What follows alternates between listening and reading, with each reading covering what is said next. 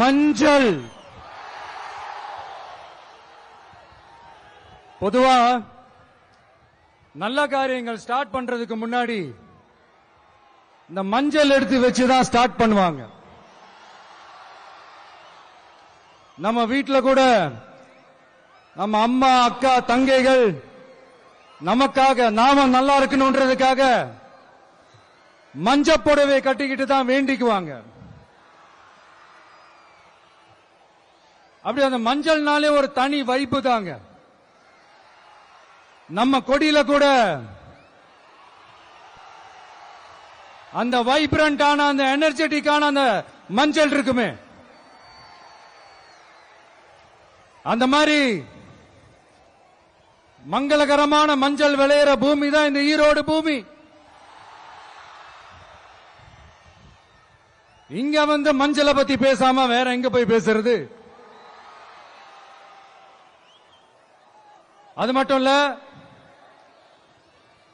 இங்க ஒரு மகத்தான ஒரு மனிதரை பத்தி நம்ம பேசி ஆகணும்.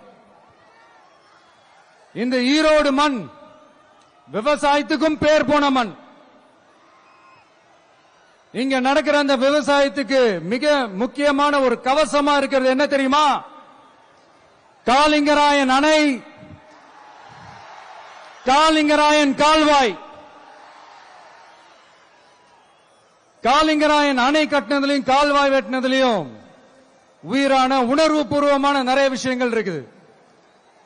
அப்படி அந்த ப்ராசஸ்ல அவர் அந்த அணை கட்டும் போதும் கால்வாய் வெட்டும் போதும் ரொம்ப சோர்வடைஞ்சிட்டாராம். அப்ப அவங்க அம்மா அதை பார்த்துட்டு சொன்னாங்களாம், மகனே காளிங்கா, தயிர் வித்த காசு தாழ்வாரம் வரைக்கும் இருக்குது, மோர் வித்த காசு முகுட வரைக்கும் இருக்குது, அதை எடுத்துக்கிட்டு போய் அணைய கட்டியா கால்வாய வெட்டியான்னு சொல்லி தைரியம் கொடுத்தாங்களா? பெத்த அம்மா கொடுக்கிற அந்த தைரியம் இருக்கு பாருங்க, அதை தாண்டி வேற எதுவுமே கிடையாதுங்க. ஒரு மனுஷனால எதையும் சாதிச்சு காட்ட முடியும். அப்படி ஒரு தைரியத்தை தான் இப்ப நீங்க, என்னுடைய அம்மா, அக்கா, தங்கைகள், நண்பா, நண்பிகள், தோழர்கள் எல்லாரும் எனக்கு கொடுத்திருக்கிறீங்க. அதே தைரியத்தை, அதே துணையா என் கூட நிக்கிறீங்க. இதை எப்படி நம்ம பிரிச்சு விடலாம்? இதை எப்படி நம்ம கெடுக்கலாம்? என்னெல்லாம் அவதூறுகள் நம்ம விஜய் மேல சொல்லி மக்களை நம்ப வைக்கலாம்? என்னெல்லாம் சூழ்ச்சிகள் நம்ம விஜய் மேல பண்ணி மக்களை நம்ப வைக்கலாம்?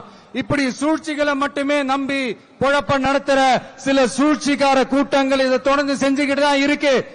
ஆனா அவங்களுக்கு தெரியாது, இது இன்னைக்கு நேத்து வந்த உறவு இல்ல. கிட்டத்தட்ட 30-33 வருஷத்துக்கு மேல இருக்கிற உறவு. ஏன், நான் சினிமாவுக்கு வந்தப்போ எனக்கு வயசு 10. அப்பல இருந்தே இந்த உறவு ஸ்டார்ட் ஆகி போயிட்டு இருக்கேன்னு அவங்களுக்கு தெரியாம போச்சு. அதனால என்ன பண்ணாலும், நீங்க என்ன ட்ரை பண்ணாலும், எல்லாத்தையும் விட்டுட்டு மக்களுக்காக வந்திருக்கிற இந்த விஜய மக்கள் ஒரு நாளும் கைவிட மாட்டாங்க. மக்கள் கூடவே நிக்கிறாங்க, கூடவே நிப்பாங்கன்னு அவங்களுக்கு தெரியாம போச்சு. என்னப்பா நிப்பீங்கல்ல? உங்களை நம்பிதாப்பா வந்திருக்கிறேன். அதான் இந்த சத்தம் தாங்க வாழ்நாள் பூரா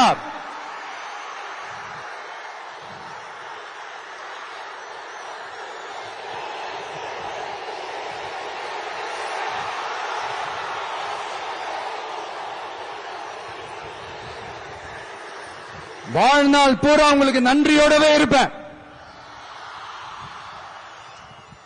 இப்போ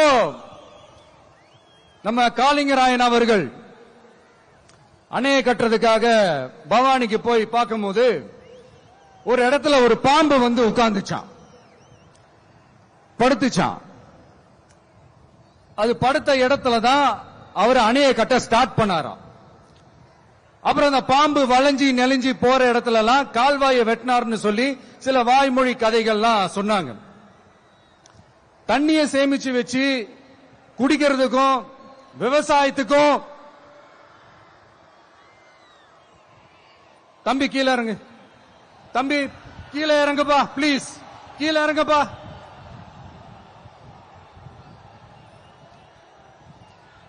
ஓகே, தேங்க்யூ தேங்க்யூ. கீழே இறங்குங்க,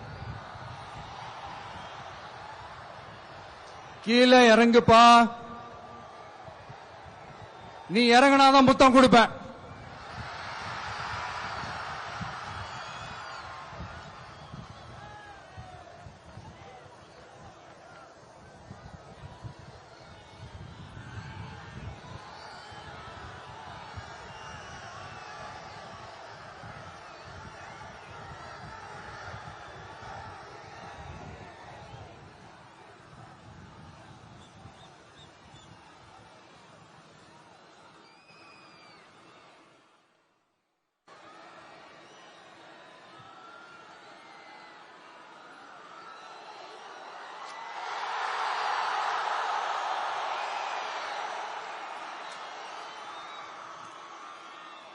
இப்படி தண்ணியை சேமிச்சு வச்சு குடிக்கிறதுக்கும் விவசாயத்துக்கும் வழி வகுக்கிறது எவ்வளவு பெரிய ஒரு நல்ல விஷயம்.